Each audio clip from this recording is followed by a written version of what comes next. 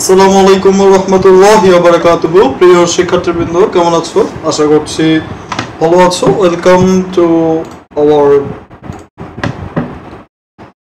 after team for the first class of this content based class, that is গতি, বা যেটাকে আমরা বলছি কি মৌসুম। আমরা আজকে আমাদের প্রথম ক্লাস নিয়ে আলোচনা করব। তোমাদের সাথে আমি আলোচনা করতে পেরে অবশ্যই আনন্দিত হব।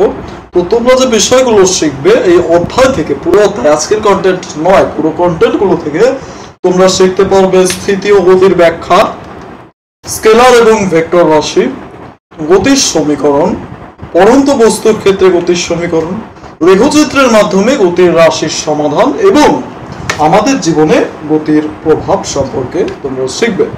তো প্রথম যে বিষয়টা আমরা শেখাবো সেটা হচ্ছে ফ্রেম অফ রেফারেন্স ও রেফারেন্স ফ্রেম, যেটাকে বলা হচ্ছে প্রসঙ্গ কাঠামো। সেই জিনিসটা কি আমি একটু সংক্ষেপে ব্যাখ্যা করে যাই তোমাদের জন্য।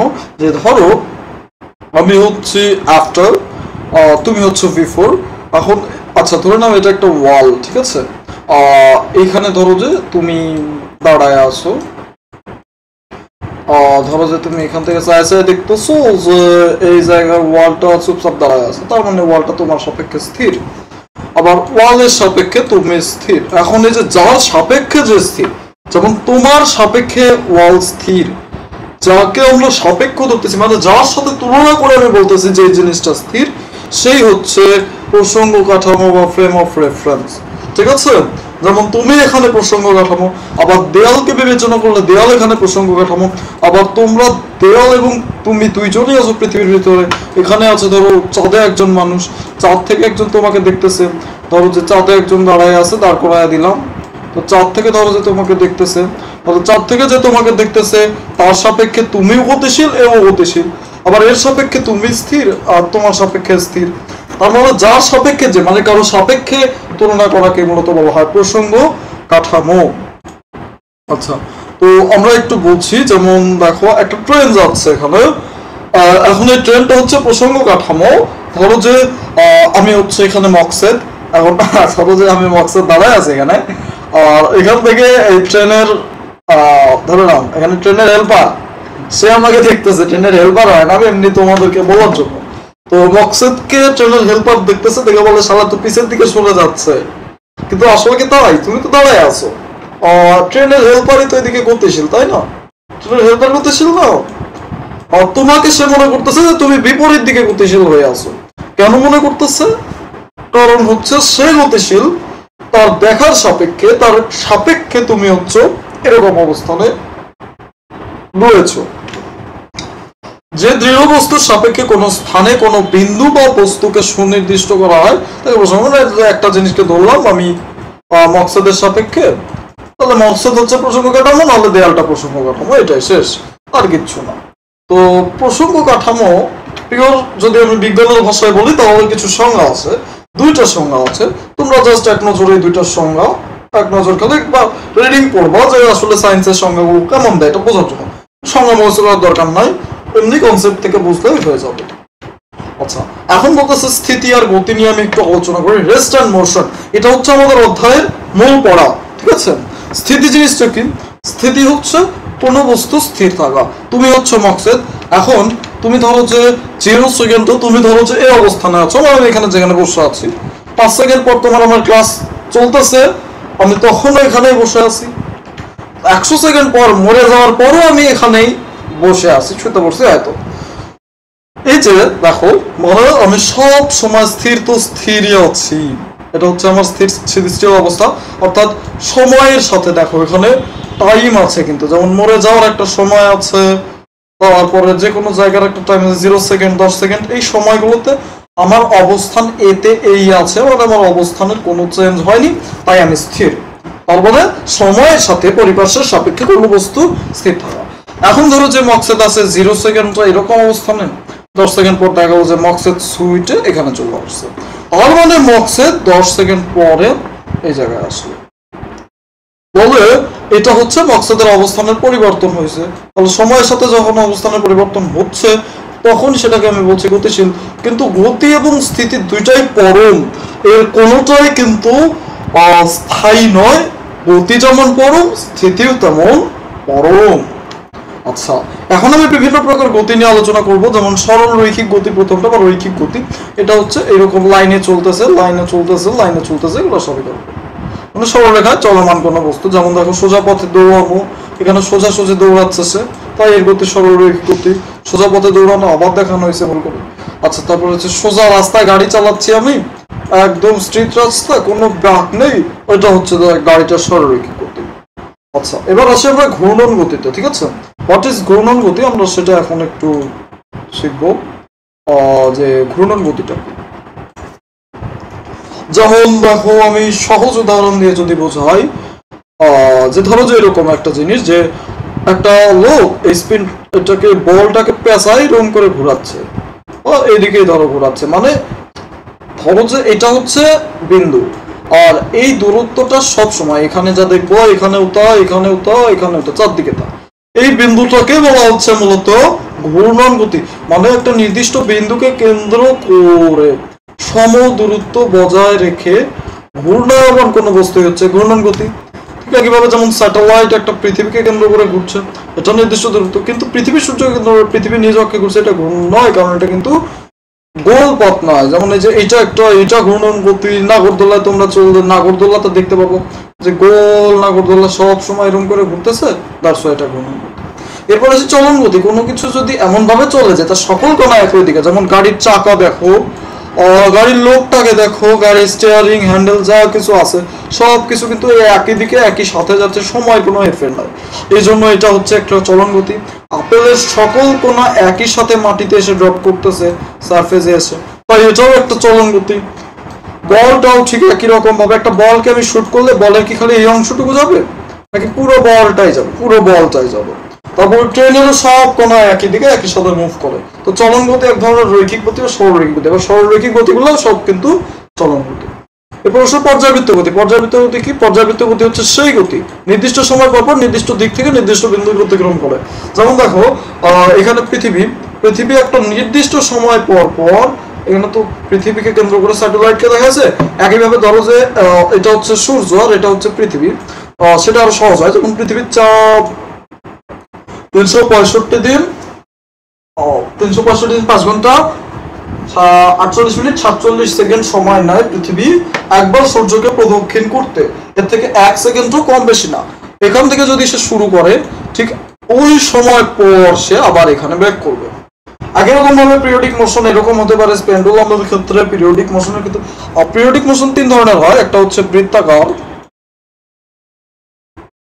বৃত্তাকার, তারপরে ধরো যে উপবৃত্তাকার, আর আরেকটা হচ্ছে রৈখিকও হয় কিন্তু। হ্যাঁ, যেমন পেন্ডুলামের ক্ষেত্রে দেখো, পেন্ডুলামটা দেখো রৈখিক। হ্যাঁ, আচ্ছা, এরপর আছে সরল স্পন্দন বা খালি স্পন্দন গতি, যেটাকে বলছে পর্যায়কালের হাফ সময় একদিকে আর বাকি হাফ সময় ওই যে আগে যেদিকে গেছিল তার বিপরীত দিকে যাবে। যেমন দেখো স্প্রিং এর গতি হতে পারে। স্প্রিং এর গতি কি করে? পর্যায়কালের যখন অর্ধেক সময়টা আছে তো তখন এইদিকে যাচ্ছে, বাকি অর্ধেক সময়টা কি করতেছে? এইদিকে যাচ্ছে। কিন্তু বিন্দু কিন্তু যে কোনো একটা বিন্দু, এটা একটা বিন্দু ধরলাম, এইখানটা কিন্তু সে যাবেই একটা না একটা সময়।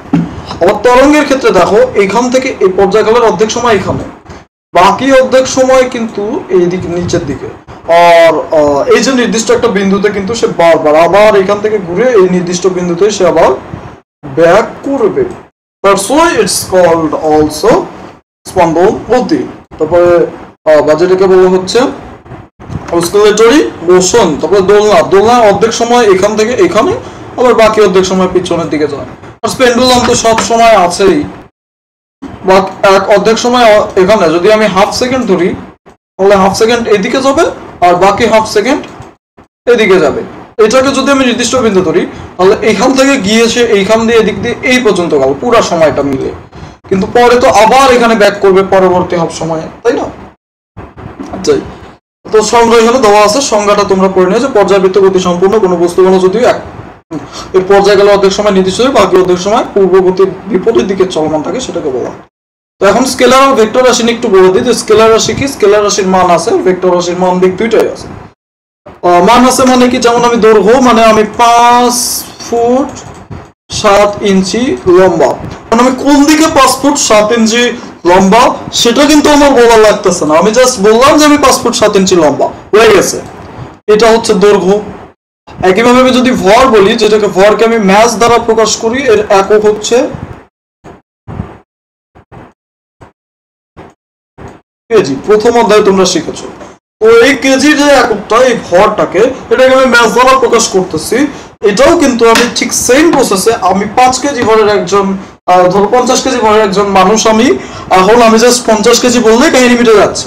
এখানে বলতে হচ্ছে না যে উত্তর দিকে 50 কেজি আমার ভর, এরকম বলতে হচ্ছে আমি উত্তর, দক্ষিণ, পূর্ব, পশ্চিম, আমি ধরো যে উত্তরে যাই, দক্ষিণে যাই, পূর্বে যাই, পশ্চিমে যাই, যেদিকেই যাই না কেন আমার কিন্তু ওই ওজন ঠিক ভরই থাকবে। ওজন গুলাও না, ওজন কিন্তু হচ্ছে একটা ভেক্টর রাশি, ওজন এক প্রকার বল। আচ্ছা ঠিক আছে, তবে দ্রুতি, কাজ, তড়িৎ বিভব এগুলো নিয়ে শোনো, এই জিনিসগুলো না একবার এইভাবে শেখা যাবে না। এগুলো শেখার বুদ্ধি কি? এগুলো শেখার বুদ্ধি হচ্ছে প্রতিটা কনসেপ্ট জানা লাগবে। তাছাড়া তোমরা হুদাই আমি বলতেছি এখানে যে এগুলো স্কেলের রাশি, এগুলো প্রতিটা বেশিরভাগ কনসেপ্ট তোমাদের বইয়ে আছে। তোমরা যখন শিখে যাবে এসএসসি পরীক্ষাতে, তোমাকে আর এভাবে মুখস্থ করে যেতে হচ্ছে না। শুধুমাত্র স্কুলে যে কয়টা পরীক্ষা হয় তার জন্য একটুখানি মনে রাখার চেষ্টা করো। আর তবে তো এসএসসি পরীক্ষার জন্য তো আমি এর ভিতরে প্রতিটা কনসেপ্ট তোমাদেরকে ক্লিয়ার করবো, আর এক্সট্রা কনসেপ্ট কত আসবে যাবে শেষ নাই। আচ্ছা, আর ভেক্টর রাশি কি? যেমন সরণ, সরণের একক হচ্ছে মিটার। সরণ হচ্ছে কনসেপ্ট আমি শেখাবো না। ওজন ঠিক একই রকম। বেগ, বেগের একক হচ্ছে মিটার পার সেকেন্ড। এখানে যদি আমি বলি যে দ্রুতি, দ্রুতিও কিন্তু মিটার পার সেকেন্ড একক। একক দেখে বলা যাবে না যে এটা দিক না অদিক রাশি, মানে স্কেলার না ভেক্টর রাশি, সেটা একক দেখে কখনো বোঝা যাবে না। এটাকে বুঝতে হবে কি দিয়ে? এটাকে বুঝতে হবে যেটা থিওরিটা কি বলে, এর কনসেপ্টটা কি বলে, সংজ্ঞাটা কি বলে। তারপর যেমন ত্বরণ, বল, তড়িৎ প্রাবল্য। তো এই প্রতিটা জিনিস আমি ইনশাআল্লাহ আলোচনা করব। এবার স্কেলার আর ভেক্টর রাশির উপর বড় সরল লেভেলের একটা পার্থক্য ছক দিয়েছি।